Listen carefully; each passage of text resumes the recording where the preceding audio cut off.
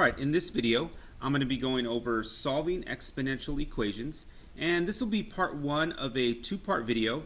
In the next video I will show you how to solve equations in exponential functions that have different bases. But for this video, here are some key points. One, you want to isolate the exponent part of the equation first. Identify the equal bases that can be put together. And finally, once the bases are equal, you want to set the exponents equal and solve the equation. So let's do the first example here, and I've got several examples. And as I go through this, you might want to try some of these on your own before watching the video. Maybe just put it on pause. Okay, so solve the equation 9 equals 3 to the x. So we've already isolated the exponent part. So we're going to go on to step 2, which is identify the equal bases.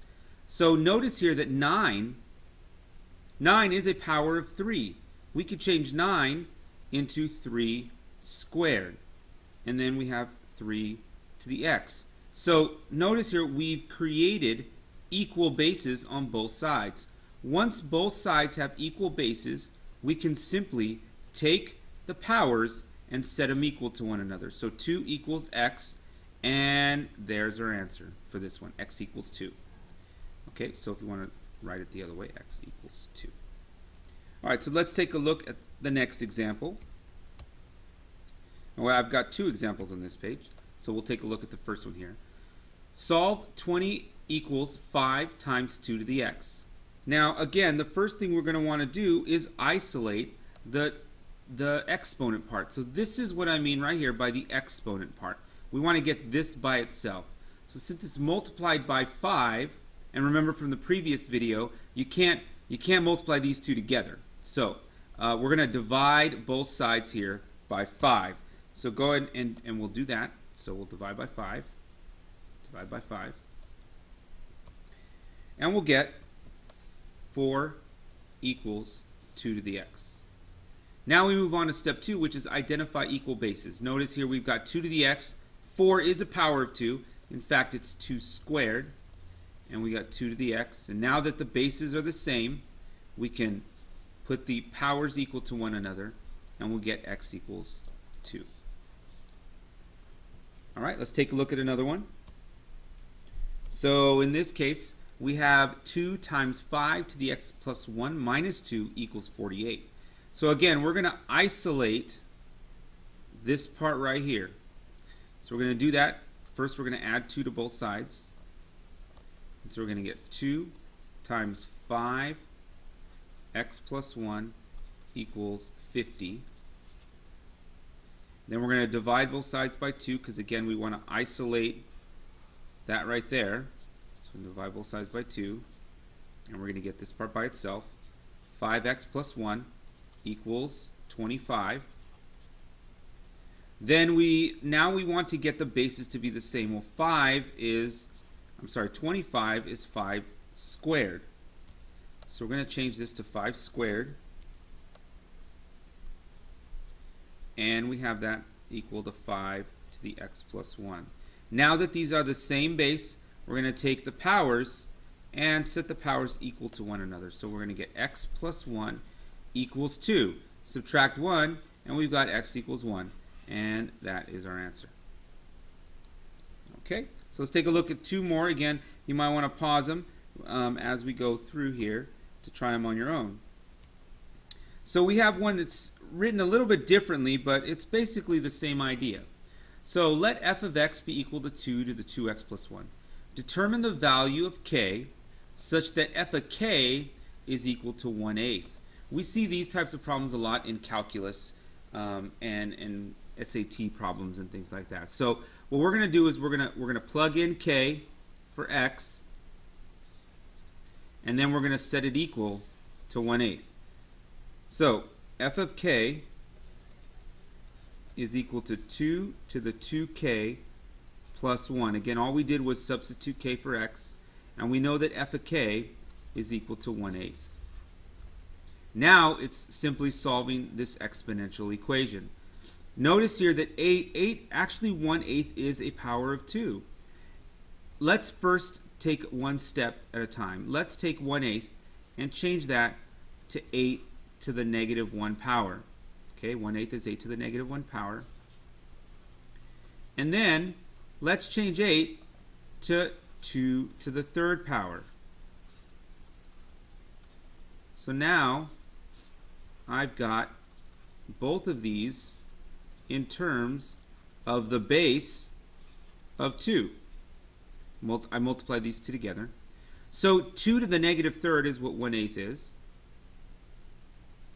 And now that we have the bases to be the same, we could take the powers, the exponents, and set them equal to one another. So we're going to get 2k plus 1 equals negative 3.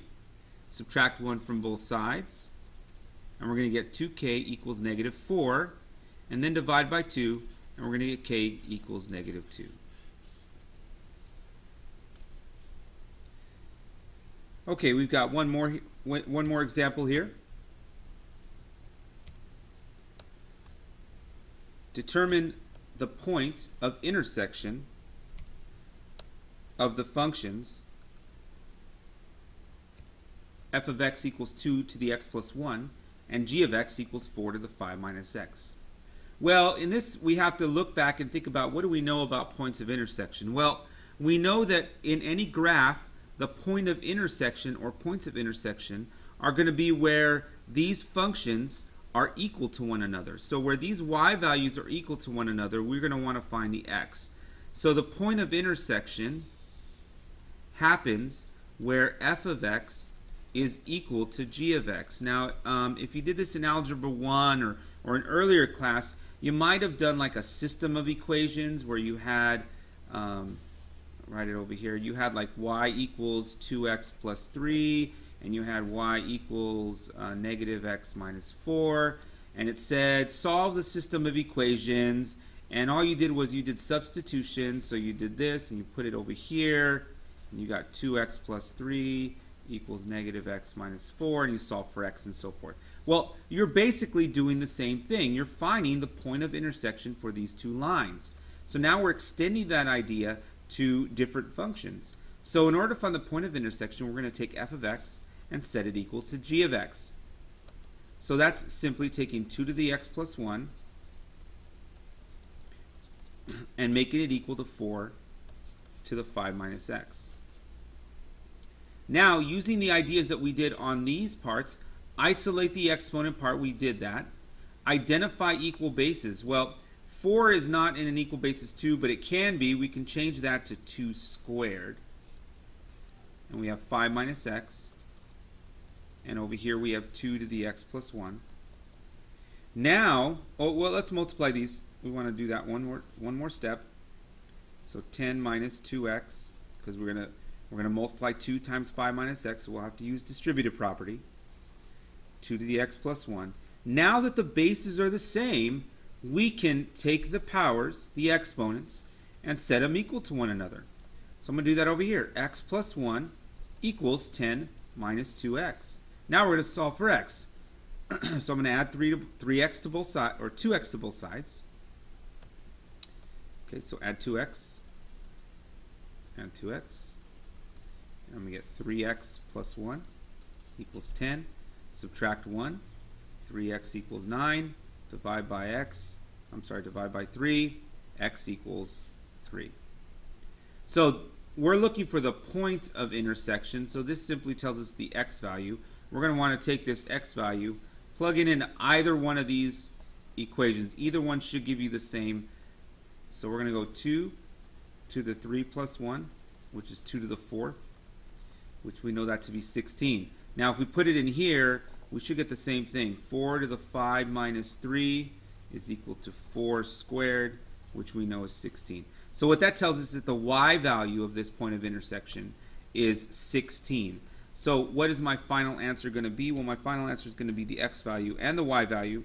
So we're going to have 3, 16 is our point of intersection of these two graphs.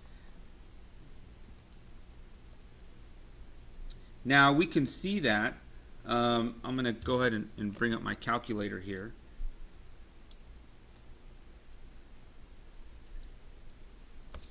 And we'll just graph this real quick. Okay, we had 3 comma 16.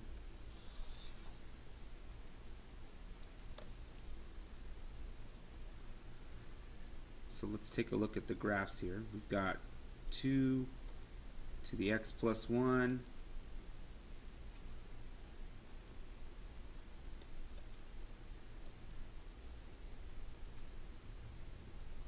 and we've got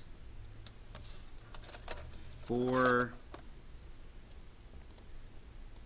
to the 5 minus x, and we'll go ahead and graph these. And there's our first one, and there's our second one. Now up here it looks like it might intersect, so we need to zoom out a little bit. So I'm going to change my window, make a y max of 20. Let's go 25.